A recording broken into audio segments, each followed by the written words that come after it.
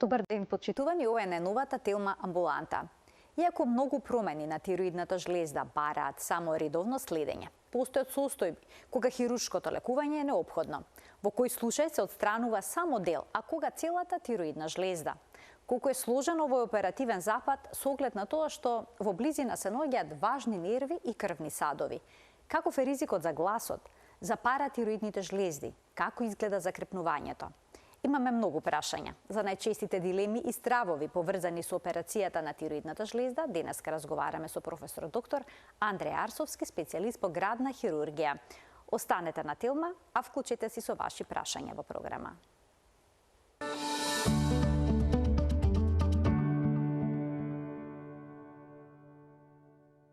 Дали ве чека операција на тироидната жлезда?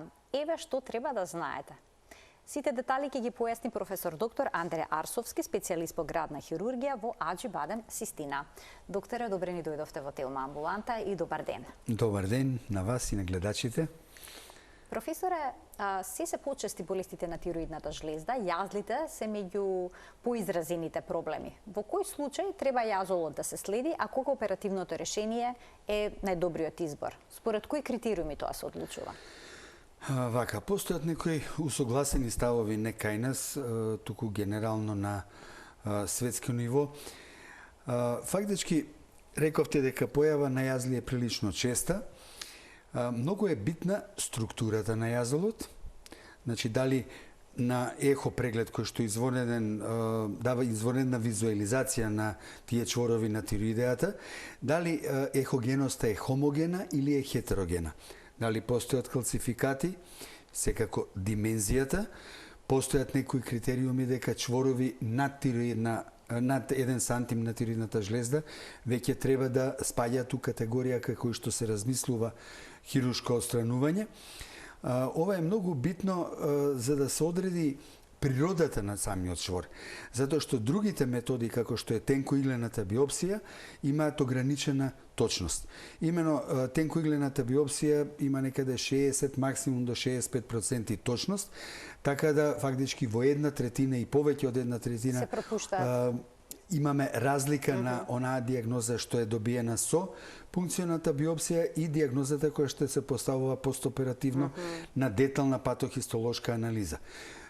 Сето тоа се прави со цел не да се усилуваат хируршките интервенции, туку во колку постои и најмало сомнение дека е несигурна природата на тој чвор, да се направи детална анализа за да се откријат и карциномите и да се отстранат во најрана фаза, кога резултатите од лекувањето се навистина извонредни. Дали можеби е најдобро од оние големи чворови што создаваат проблеми и сомнителни да се отстранат хируршки?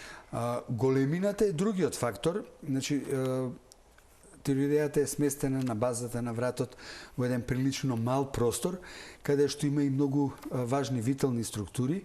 Вие и во најавата спомнавте, не се тука само нервите и крвните садови, тука е душникот, тука е хранопроводникот и кога тие чворови растат, тие вршат притисок на овие околни структури и предизвикуваат дополнителни симптоми и можни компликации кои што понатаму го усложнуваат лекувањето.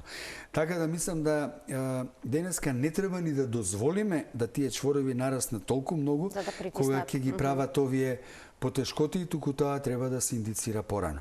Исто секако многу се битни тука и лабораториските анализи, значи функцијата на самата тироидеа и на тие чворови, значи дали се тоа чворови кои што продуцираат зголемена, намалена активност, дали постојат калцификати, дали има нормално ниво на антитироидните антитела кои што укажуваат на автоимуни заболувања или пак имаме покачено ниво на тиреоглобулин или калцитонин, кои што се веќе сомнение и за евентуална малигна болест на тироидеата, иако можеби на пункционалната биопсија тоа не изгледа така.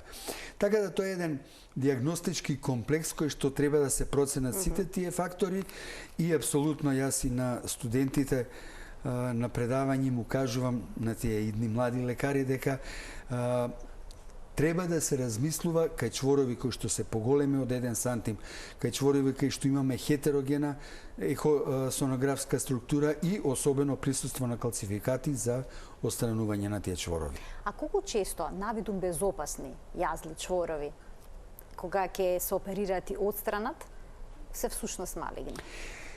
Ние направивме конкретно на минатата година една анализа на двегодишниот материјал кај нас во нашата болница, во Аџи Бадем Систина, и излегува дека 11% имаме несовпаѓање на предоперативната и постоперативната диагноза.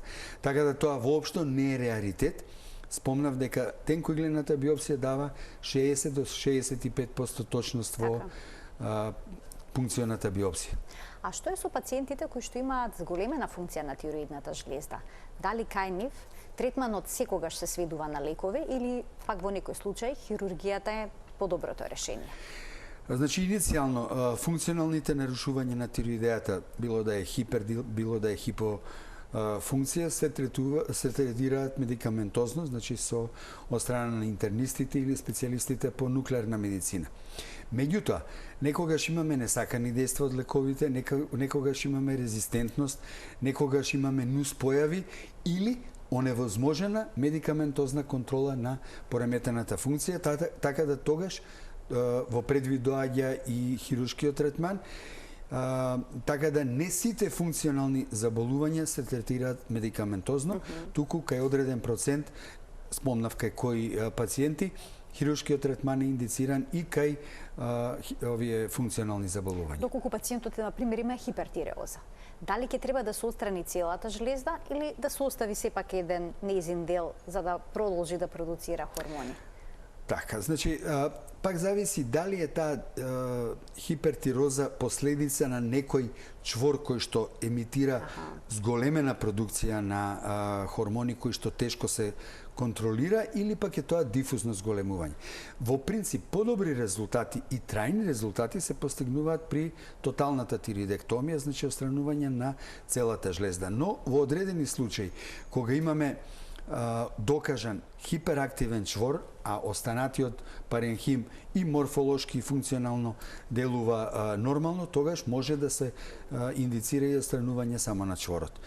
Но сето тоа се такви финеси кои што проценка се индивидуални, индивидуална. кај секој пациент треба да се направи внимателна, точна диагностика за да и се индицира најправилниот тип на хирургија и на лекување воопшто. Значи самиот чвор може да почне да продуцира хормони. Постојат и такви хиперактивни чворови, да. Но не сите.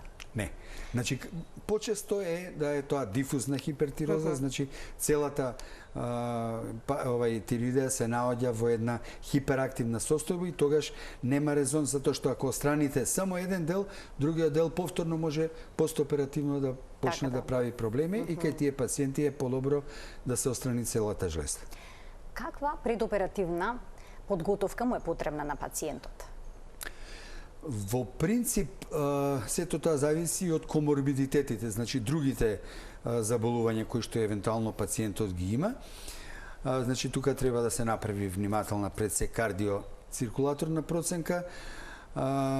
Понатаму, во колку имаме пореметен хормонален статус, особено тоа важи за хиперфункција, особено кај оние тиреотоксични струми, треба медикаментозно да се припреми, да се доведе, ако е можно, во едно нормално функционално ниво или барем да се намали таа активност, за да ги немаме одредени нуспојави кои што може да бидат некогаш и прилично сериозни и за време и непосредно после операција, тоа е така наречена тироидна бура, каде што заради зголемено присуство и самата манипулација со жлездата за време на операција може да предизвика и одредени предсет тахикардии, пореметување на ритмот, така да тоа денеска не е проблем да се постигне медикаментозно за да пациентот влезе безбедно на операција. Значи пред операцијата нивоата на хормоните тироидни треба да се стабилизираат нормално. Да. Или во колку не може тоа да се направи, примерно ако имаме дупло зголемена тироидна активност, да се таа сведе колку што е може поблиску до нормалните граници, за да овие несакани евентуални ефекти од операцијата се елиминираат. И тоа денеска, у принцип, не е проблем да се направи. Операцијата се изведува со општа анестезија? Да. Каков е хируршкиот зафат? Дали е класичен? Дали се прави минимално инвазивен? Како изгледа? Или и тука индивидуален пристап има во зависност од тоа што треба да се Во принцип, доминантна метода е отворената хирургија.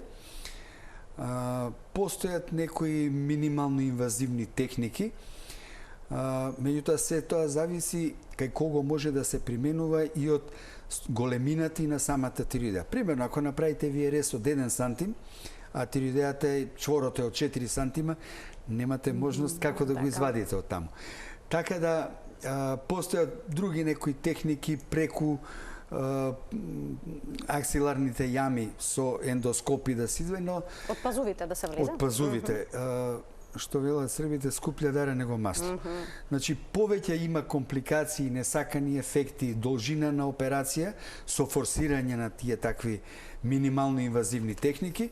Денеска и кај нас во болницата тоа се прави навистина со мали решчиња, кои што пак се дозирани, односно се димензијата на резот зависи и од големината на тироидејата. Веќе спомнав, не можете нешто ако има како помаранџа да го извадите низ рез од 2 сантима. Така да, у принцип, тоа се козметски резови, ги правиме на базата, на вратот, се шие интрадермално, така да ретко кај кого има погруба лузна, и тоа се обично оние пациенти кои што имаат склонност за стварање на келоиди.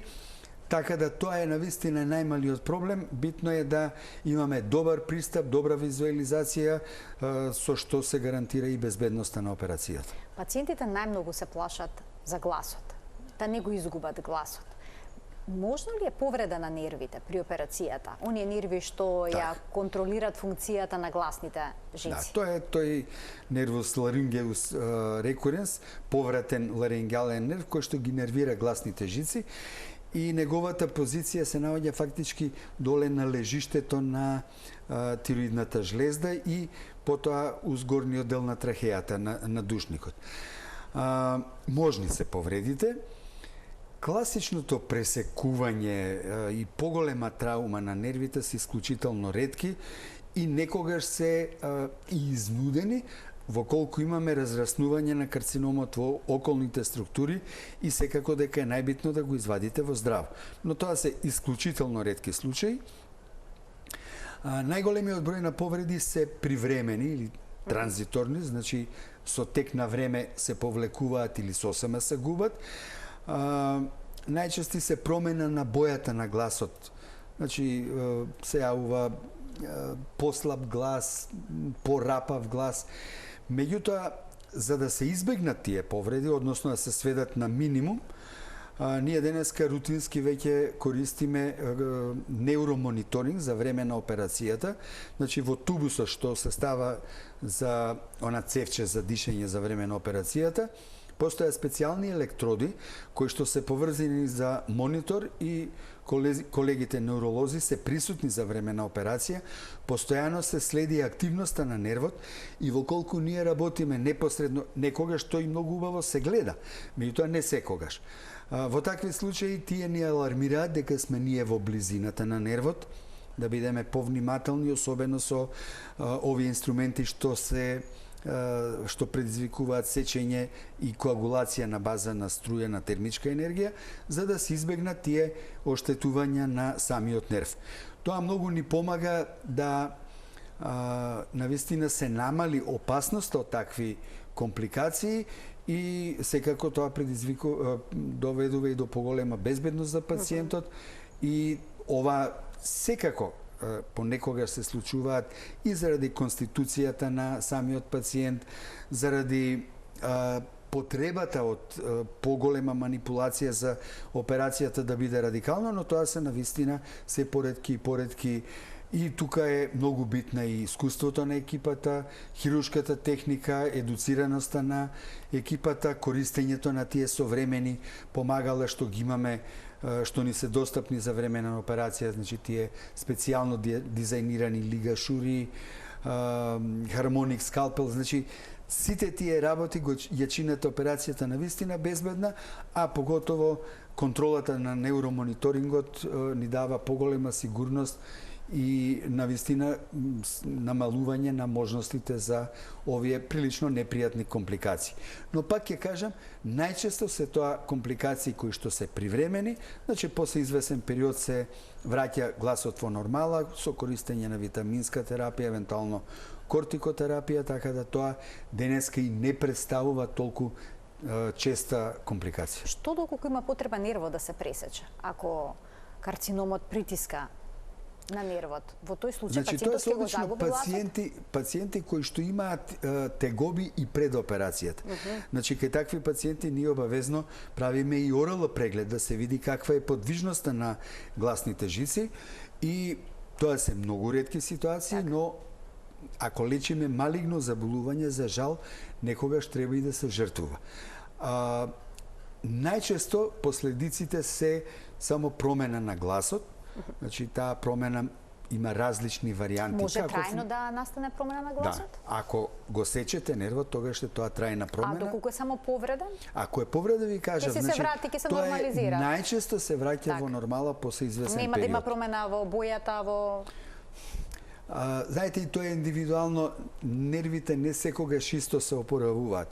Понатаму зависи каква е таа повреда, од кој степен, меѓутоа најчесто се враќа во нормала. Но ако го пресечете, во интересна, тоа е веќе нешто друго. Дури има и пациенти, и прашуваат некогаш дали ќе имам цевче за дишење. Значи, тој акт на дишењето, кога се отвараат и затвараат гласните жици, може да предизвикаат и такви тешкоти, но тоа се, пак да кажам, реаритети и јас во мојата пракса буквално ни на прсти не можам да ги избројам, но околку е потребно во интерес на онколошкиот дел на лекувањето и таа опција постои. Професоре, а што е со паратироидните жлезди кои што се прилепени на тироидната жлезда? Постои ли можност тие да се оштетат?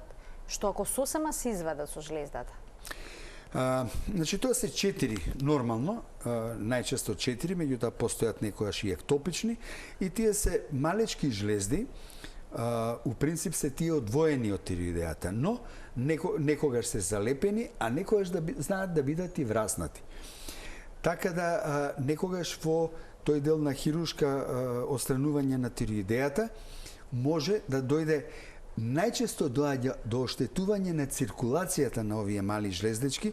Тие имаат многу нежни крвни садови, буквално како влакненца.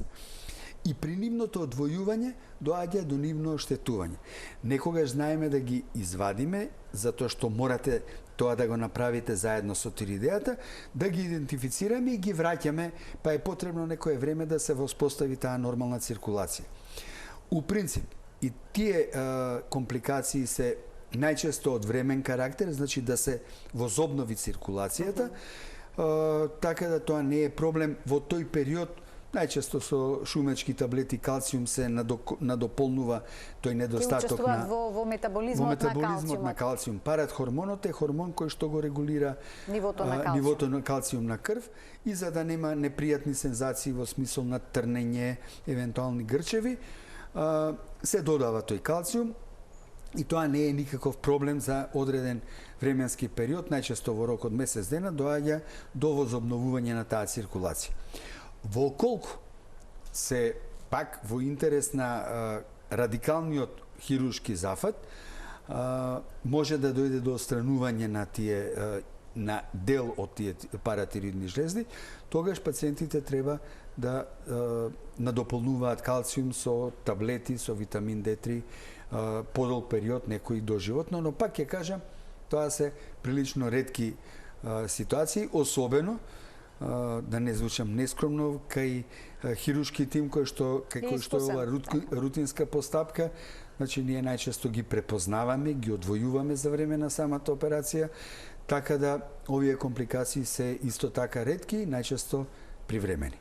Доколку се работи за бениген јазол, дали при операцијата ќе се отстрани само промената, значи само јазолот, може би само еден лобус од тироидната жлезда или пак целата? Како се пристапува? Значи, тука зависи од предоперативната процена, како изгледа тој јазол, колкав е тој јазол, дали околното другото ткиво на тироидеата е сосема нормално или има некои мали јазолчиња, цистички и така натаму, какви се лабораториските параметри, нивото на тиреоглобулин е особено важно, во колку има Хашимото, тогаш не е паметно да извадите вие дел од жлездата, па после тоа да имате и понатаму Хашимото заради остаточниот дел. Така да, кај некои пациенти бенигните јазли се отстрануваат, доволно е да се отстрани само јазелот, кај некој еден лобус да се отстрани, а кај некој, без разлика што се работи за бенигни јазли, попаметно е да се извади целата тироидеа, така да тука е многу битен тој мултидисциплинарен предоперативен пристап, кај што ние заеднички правиме проценка каква индикација е кај секој пациент поединечно најдобро за неговото здравје. Но некогаш, значи, може да се индицира и отстранување на целата жлезда, без разлика што се работи за бенигни бенигни промени, особено кај што имаме и некогаш несигурно да евентуално не се појави и друга патохистолошка промена која што предоперативно не можеме со сигурност да ја утврдиме. Доколку се работи за малигна промена, дали е потребно да се отстранат и лимфните јазли? Дават ли овие карциноми метастази во близина на жлездата? Првата брана на метастатското ширење на тироидните карциноми се лимфните јазли на вратот. Сега многу е битна хистолошката класификација, значи од каков тип на клетки е изграден карциномат. Значи тука постојат најчести се папиларни и фоликуларни или нивна мешана форма, кај кои што карциноми се отстрануваат лимфни јазли, само ако имаме сомнителни или докажани позитивни. Значи тогаш во склоп на отстранување на тироидеата се прави и лимфаденектомија по потреба, дали од едната страна, дали од двете страни. Значи по потреба. Не значи, секогаш. Во колку имаме сомнителни или докажани метастази во лимфните јасли. Како ги докажувате за време на операција? Тоа може да се? Не, значи се докажуваат со ехо, со пункциона биопсија, евентуално скен, значи да се види дали се тоа лимфни јазли кои што се докажани или сомнителни.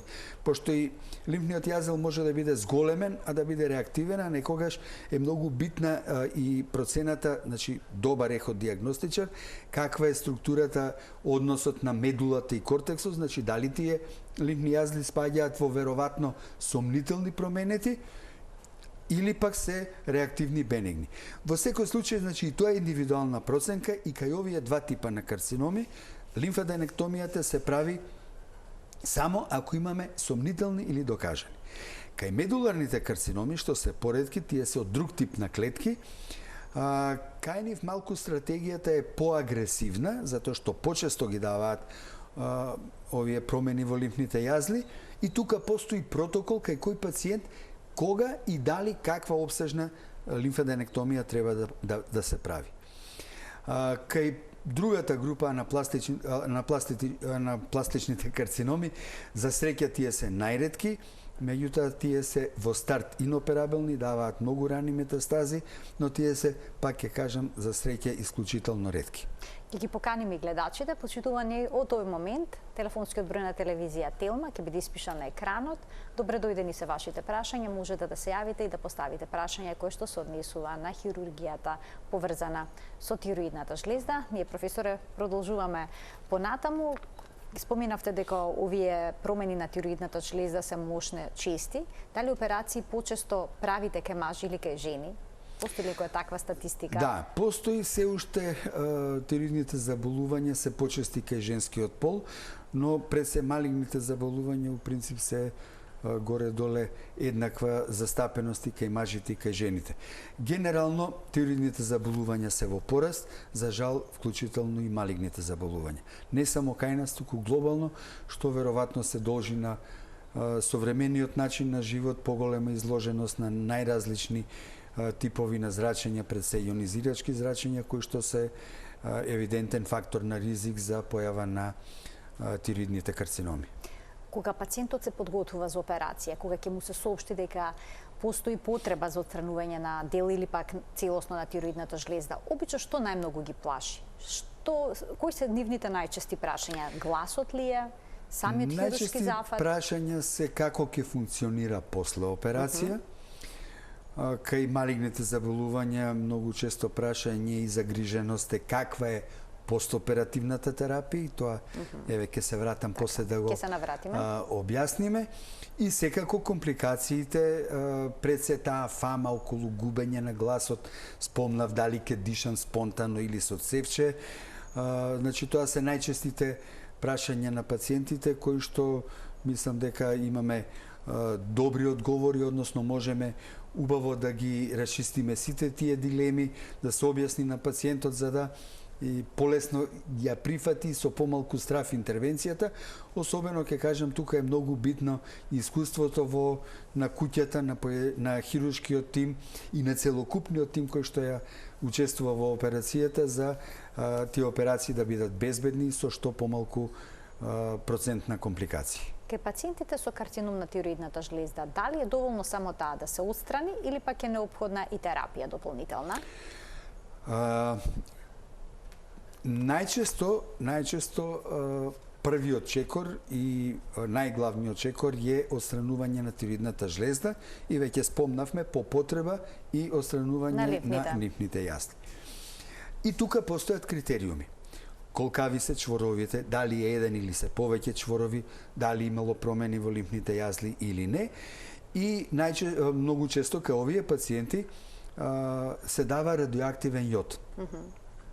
Радиоактивниот јод се индицира зависно од големината на типот на туморот, големината на туморот, дали е тоа еден чвор или се повеќе, значи збирно големината нивна колкава е. Најчесто се дава еднократно, кај некого може и да се повтори. У принцип, радиоактивниот јод, освен што е потребна некаква изолација во непосредниот период после давање, нема некакви сериозни други импликации, за разлика од другите онколошки третмани, како што се сериозните хемо, радио, биолошки терапии и така натаму. Кај тироидните карциноми, такви терапии не се даваат, затоа што немаат никакво дејство, се дава, значи, по потреба само радиоактивен јод. За да се уништат сите клетки? А радиоактивниот јод има можност да се фиксира и да ги уништува тироидното ткиво. И затоа е многу битно убаво да се очисти, значи да се извади целата тироида, и радиоактивниот јод било каде да има потенцијално клетки во друго место во организмот, тој ги препознава и ги уништува таму. Значи, затоа е добро да се направи радикална операција, да се очисти целото нормално, не само болно, туку и нормално тироидно ткиво, а радиоактивниот јод да ги афектира евентуалните остатоци или клетки кои што веќе тргнале негде на друго место. Но тоа се прилично поретки ситуации да тироидните карциноми може да даваат, но даваат касно и поретко далечни хематогени метастази. Имаме гледачи, ќе ги вклучиме во програма. Добар ден. Добар ден. Во програма сте, повелете. Да го поздравам почитуваниот доктор. Пред 6 години оперирана ми е од докторот тироидната жлезда кога работеше во Ремедика. Тоа е пред 6 години. Сега од тогаш, докторе, јас немам никакви проблеми, не е малигно, али од тогаш се подкашлувам. Ностоп подкашлувам цела ден денеска, например, само така подкашлувам. И второ прашање, тоа е предно прашање, второто прашање, и дали после вадење тироидната жлезда колестеролот и покрај пиење на статини, колестеролот ми е висок? И трето прашање, на операцијата на вратот ми остана многу голема лузна црвена и нон-стоп ме чеша како сега да е направена операцијата. Благодарам на трите одговора. Така, ви благодарам за вклучувањето во програма. Повелете, професоре. Значи, прво однос на подкашлувањето, може да е тоа некоја иритација и на самиот душник ако била слепена. Треба да се направи ларингоскопија или трахеоскопија да се види дали има тука некаква, некогаш може да има, условно речено, и од надвор во шуплината што е тука исто се ствара фиброза. Може да е некоја прерасница која што прави некаква иритација од тој тип. Второто прашање беше во однос на високиот холестерол, така, дали е поврзан принцип холестеролот нема никаква врска, така да тоа треба да се консултира со интерниста, кардиолог, ендокринолог, за да се види можеби дозата која што ја прима на статините, генетиката, диетите можеби не се адекватни, но во принцип тоа нема врска со ако е нивото на тироидните хормони е малку пониско, да речеме ако е во хипо, може тогаш да се качи холестеролот? Предпоставувам дека пациентката се контролира редовно, значи не само до постигнување на одредена доза. Оти таа доза, иако е стабилна при одредени стресогени ситуации, при одредени други промени, може да дојде до пореметување па да бара помала или поголема доза. Така да тоа секако дека треба прво да се исконтролира, дали дозата што ја добива на предпоставувам еутирокс е адекватна или не. И третото прашање беше околу лузната. Има луѓе што создаваат лузни. Значи, најверојатно се работи за келоиден тип. Оти ние, пак ќе кажам, ги шиеме сите со атрауматски конци кои што предизвикуваат минимална траума и интрадермално. Меѓутоа, кај некои пациенти обично треба да се реагира порано. Постојат и одредени масти кои што се нанесуваат кај такви лузни или евентуално контрола и некаква корекција од пластичен хирург. Најдобро е пациентката да дојде, да видиме таа лузна, да видиме, сепак е долго време поминато, дали може некои масти тука да помогнат или евентуално некаква минимална хируршка корекција. Но најдобро е да дојде за да ја видиме и ние и пластичар ако треба. Ајде да вклучиме уште еден гледач. Добар ден. Дали имаме уште еден гледач кој што очекува вклучување? Да, добар ден, повелете. Добар ден, поздрав до професорот и до водителката. Ви благодарам. Сакам да поставам едно прашање до професорот. Имам чворчиња, некој кажано ми од ендокринологот. Така. Ве слушаме одлично, само следете го разговорот преку слушалката. Намалете го тонот. Неколку години наназад, 3-4 години. Намалете го тонот на телевизорот. Во ред. Не се слушаше телефонот мој, сега е во ред, ви благодарам. Ние одлично ве слушаме. Имам чворчиња, ги следиме 3-4 години веќе. Така. Јас сум пациент со антикоагуларна терапија, дали заради тоа или не знам зашто, рече докторот. Добро, значи користите антикоагулантна терапија? Да. Сега, дали е пожелно да мислам да се земе биопсија? Докторот ги следиме, вика, ке ги следиме, се уште нема потреба за биопсија. Ако може да му ги прочитам на професорот. Не знам дали имаме време за такво нешто. Значи, во однос на антикоагулантната терапија, професоре, и биопсијата? Биопсијата е тенкоиглена. Добро. Ако треба, ќе се прекине, односно ќе се даде друга антикоагулантна терапија која што не би направила проблем, но се зависи од тоа како изгледаат, ја веќе спомнав. Значи, големината на чворовите, нивната структура, дали постои хетерогеност, дали постои... Гледачката која на линија, еве, ако има накратко, нека каже како изгледа, дали се хомогени, не хомогени. Најдобро е да дојде во амбуланта да ги видам комплетно резултатите, за да видиме и комплетните лабораториски и ехосонографски резултати, за да видиме дали има потреба да се следат или евентуално да се направи пункција или да се вадат. Сепак е најдобро тоа да се види. Антикоагулантната терапија не прави проблем за, например, за тенкоиглена биопсија? Може до крварење да прави проблем, да Тироидејата е многу прокрвен орган. Затоа и не се прави друг тип на биопсија, туку се прави само тенкоиглена. Меѓутоа, денеска не е проблем. Антикоагулантната терапија која што прави проблеми луѓе и се оперираат, само се менува, да речеме, ако е она на синдром, треба да го прекине синдромот, да се даде клексани неколку дена и да се направи безбедно тенкоиглената биопсија. Значи има решение? Секако да. Ајде уште еден гледач ке вклучиме. Добар ден. Добар ден. Добар ден, ве слушаме одлично и го очекуваме прашањето. Се јавува гледачка. Поздрав до вас и до докторот. Само едно прашање до докторот. Пред 2 години направена ми е тиреоидектомија, меѓутоа вредностите на тиреоглобулинот се многу високи. Во тек на сите мои испитувања од операцијата до сега, значи на 200, 260, а некогаш и до 300. Ви благодарам многу. Дали ви од страната целата жлеза или само дел? Да. Професор, уште некој прашање да немате или тоа е тоа? Да, тоа. Добро, ви благодарам за вклучувањето во програма. Повелете. Значи, ако е вака висок тиреоглобулинот, потребно е да се направи внимателна контрола, да се види вратот во целина, не знам, скен радиоизотопски дали е правен, за да се види дали има некакво остаточно ткиво, ектопично ткиво, дали има некаква друга промена.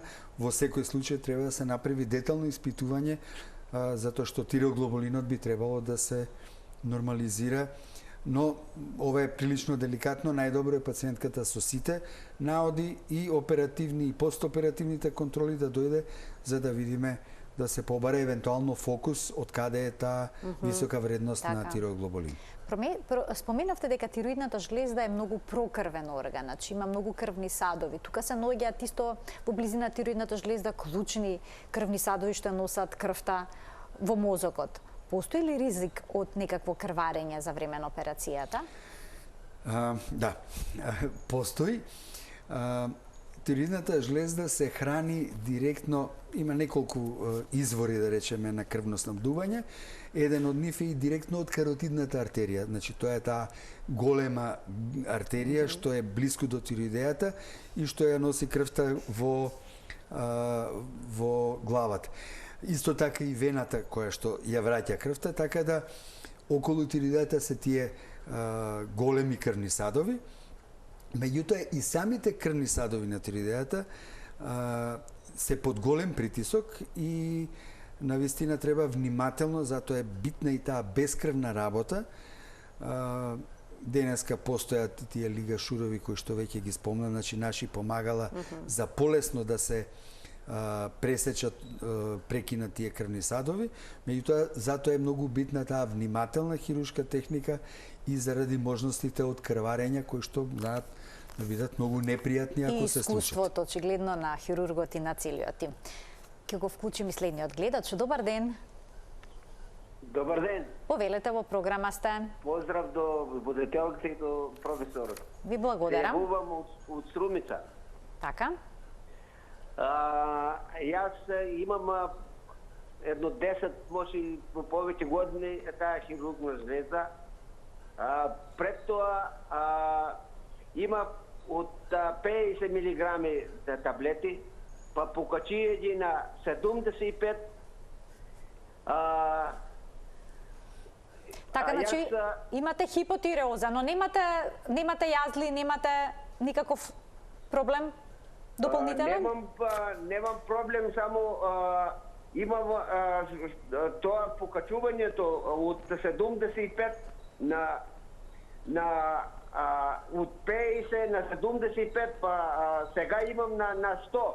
Така, лекот постојано се покачува. Добро, ве разбра. Ви благодарам за вклучувањето во програма. Ове претпоставувам совет кој што треба го даде ендокринолог, професора? Да, или колегите од нуклеарна медицина, значи не е реалитет да треба со тек на време да се зголемува дозата, затоа и веќе спомнав, потребни се тие редовни контроли, па и 100 микрограма не е тоа некоја голема доза, ма иако имаме пациенти кои што не реагираат и на многу поголеми дози, кај нив евентуално се размислува за хируршки третман. Но доза од 100 микрограми, ако таа прави добар баланс на ендокриниот дел, онда не е тоа ништо страшно, но пак ќе кажам, потребно е редовно контролирање и морфолошка контрола со ехо, за да се види дали е можда промена и во самата структура на тироидната жлеза. А има пациенти кои што не реагираат на лекот, колку што ве разбирам, да? Не реагираат и постојано се качува, се зголемува. Бара поголема и поголема доза и кај такви пациенти некогаш се размислува да и на хируршки третман. Ајде да вклучиме уште еден гледач. Добар ден. Ало. Во програма сте, повелете.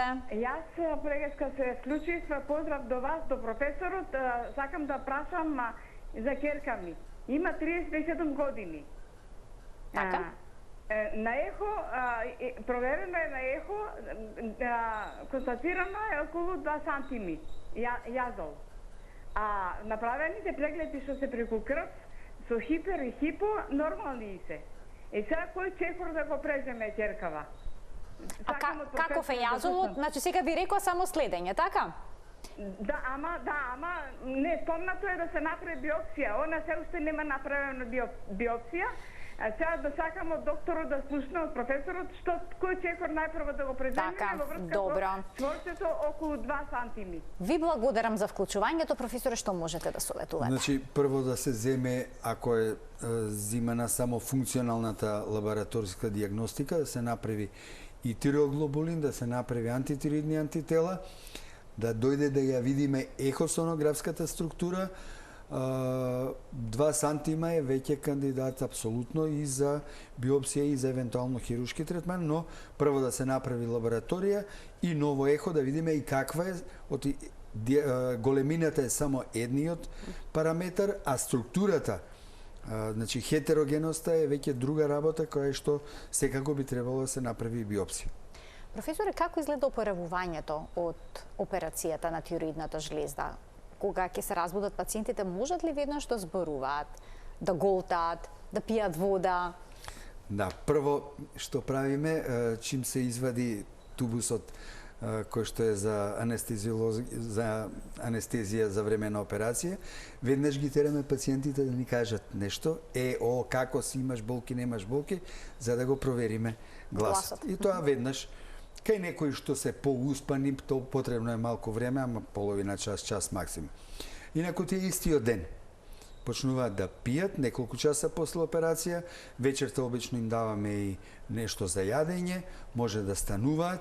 Во болница остануваат ден или два заради присуството на дренот. Не гледам причина да се форсира истиот ден да се пуштаат дома.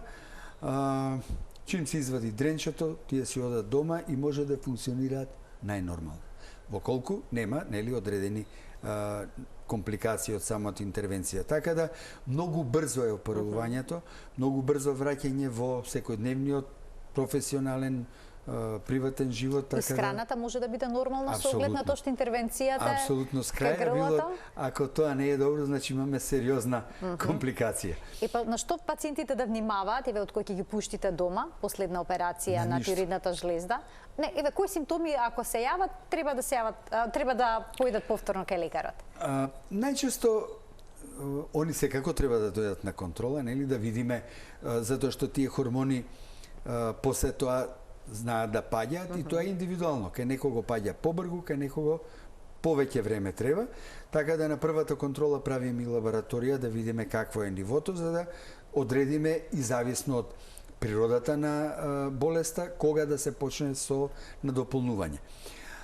Значи, недостатокот на хормоните знае да предизвика замор, малаксаност, некоја успореност, а другите симптоми у принцип се симптоми кои што се евентуално како резултат на некаква хируршка компликација и те ги покажуваат веднаш по операција. Така да евентуалното трнење може накнадно да се јави, она што спомнавме, нивото на калциум да се намалува. Меѓутоа и кај сите пациенти кои што се оперираат стоиме на располагање во секое време постоперативно, било телефонски, било да дојдат да се исконтролираат. Така да за среќа имаме ретко појава на некакви неочекувани доаѓања или јавувања. У принцип се објаснува на пациентот, но пак ќе кажам, има пациенти кои што примерно петок се оперирал, у понеделник бил на работа. Толку брзо. Толку брзо. Сега зависи, некој сака малку да се гали, да биде на боледување. Момент тука, нели сега? Така да нормално тука сме сите ние различни, но во принцип опоравувањето е многу брзо. А што значи, професоре, живот без тироидна жлезда? Редовна терапија? Редовна терапија и повремени контроли. Значи, нема да влие на квалитетот на животот, ке може да спортуваат, да бидат физички активни. Значи, има и деца кои што од XY причини треба да се оперираат. После тоа на дополнувањето на хормоните, тие лекови се многу ефикасни, квалитетни, минимални, евентуално ретки нуспојави даваат, така да и кај тие дечиња понатаму можело да стануваат родители, да имаат потомство, да функционираат најнормално, да растат, професионално да се воздигнуваат. Че јас имам пациенти кои што биле оперирани као деца, сега се родители, возрастни луѓе, успешни во своите занимања. Така да, животот без тироидеа е нормален. односно со надополнување, сега потребни се тие повремени контроли да се регулира евентуално нивото на терапија. И дисциплина во земањето на терапијата, редовност. А тоа секако. Тоа е, како да ви кажам, веќе навика и една таблетка дневно, сега дозата е различна кај различни пациенти, меѓутоа таа субституција е една таблета наутро доживотно. Професоре, што ако се извади само еден лобус, каде што имало јазол, и после операцијата се утврди дека е малиген? Дали повторната операција носи зголемен ризик? Така, значи, кај пациенти кај кои што е потребна реоперација, тука е многу битна и процената, некогаш прилично ретко, и кај малигните заболувања оставаме, може да се остави дел, ја лично не сум многу присталица, затоа што ако треба радиоактивен јод или понатаму се појавила некаква промена во жлезда, не е џабе е давањето, оти тој се фиксира во здравиот дел на тироидејата. Прашањето беше дали се зголемува ризикот од реинтервенција. Да. Затоа и кај сите пациенти кај кои што сме во дилема дека евентуално постои ризик за реоперација, јас лично, и тоа не е само моје лично мислење, туку и голем дел центри кои што се бават со тироидна хирургија воопшто не го ни дискутираат, одат априори на тироидектомија. Зошто е тоа така? Во тој мал простор се ствара изразена фиброза, значи целата таа мускулатура, шупината што се ствара, тука се ствара сврзно ткиво кое што ја отежнува операцијата, го отежнува тоа нежно, внимателно работење, идентификација на сите тие структури, не само големите крвни садови, тука пред се мислам на паратироидните жлезди, на овој нерв што е главниот кривец за овие непријатни промени на гласот, така да душникот се слепува, сето тоа ја отежнува хирургијата, ја прави понебезбедна, го зголемува процентот на компликации и ние многу нерадно одиме на реоперации, но некогаш е потребно тие да се направат. Така, кога е неопходно. Колку често пациентите поради страв ја одложуваат операцијата? Ljudski е, многу ljudski да се плашиме од операција. Јас стално велам, докторе, се плашам од операција. Само некој што има некаков сериозен, да речеме, психичко отклонување од нормала, може да не се плаши од операција. Тоа е вродена да ние сите се плашиме од непознато, е сега колку е силен тој страв, затоа сме ние тука и колегите што го диагностицираат и ние што го оперираме тоа, да им објасниме добро на пациентите, да ги демистифицираме сите тие приказни кои што струјат во одредени кругови дека се тоа не знам вакви или онакви тешки операции, да им се објасни на пациентот природата на болеста, потребата од операција и исходот, односно она што вие пред малку прашавте, каков е животот без тироидеа. Ако сето тоа добро се објасни, пациентот го прифаќа многу полесно и помалку се плаши. Така да тука е многу битен и тој контакт, стекнување на доверба на пациентите, и тоа може да го добиете ако навистина тоа што го објаснувате, го работите секојдневно, ако е тоа рутинска постапка. И знаете, па ние сме и мала средина, резултатите и најдобро се слушаат и во околината. Втор проблем е, можам слободно да кажам, и одредени лекарски кругови кои што упорно одат во одредено следење, давање на медикаменти, мистифицирање и пред пациентот на тие хируршки зафати, така да конкретно во нашата болница и со тој центар ние што го отворивме сега за тироидни заболувања, целта е да имаме исклучително добра комуникација помеѓу различни гранки кои што се бават со тироидеа, значи различни пристапи, за да пациентот добие една ускладена, добра услуга која што е многу брза и каде што ние сме заедно настапуваме и колегите интернисти, ендокринолози, специјалисти по нуклеарна медицина, по потреба ОРЛ, патолози и така натаму. Значи сите оние невролозите кои што го прават невромониторингот, за да пациентот го изгуби тој страв, да добие точна навремена диагноза и најадекватен третман. Тоа е многу битно за да немаме, оти најлошо е и предизвикува страв и недоверба ако постои некаква неусогласеност во ставовите помеѓу лекарите, а ова не се ставови што јас лично ги застапувам или не знам одреден круг, туку тоа се вообичаени ставови кои што секој сериозен центар за тиреидни заболувања ги има усогласено и у принцип тука има многу малку дилеми како тоа треба да се диагностицира и лекува. Има некои колеги кои што велат почекај? За жал, да, и тоа почекај се одразува некогаш добиваме и карциноми во поодмината фаза. Колку често ги правите ваквите операции? Па ние минатата година имавме нешто преку 120 операции во 2025 година. Така да тоа е малтене секојдневна во нашиот оперативен програм. Професоре, ви благодарам многу за вашето денешно гостување во Телма амбуланта и за деталните појаснувања поврзани со хирургијата на тироидната жлезда, која што за жал е се почеста. Благодарам и сите оние што имаат било какви дилеми се добре дојдени на било каков консултативен преглед и кој што ги правиме ние у принцип про боно, значи да не се плашат а на сите оние што имаат некакви нејасноти за да се објаснат и расчистат одредени дилеми, би рекол мистификации кои што предизвикуваат непотребен страв, нашата амбуланта е отворена, повелете, ви стоиме на располагање. Ви благодарам уште еднаш за гостувањето. Се гледаме во некоја наредна пригода. Почитувани, ви благодарам и вам што бевте заедно со нас во денешната Телма амбуланта. Ви посакувам пријатен ден.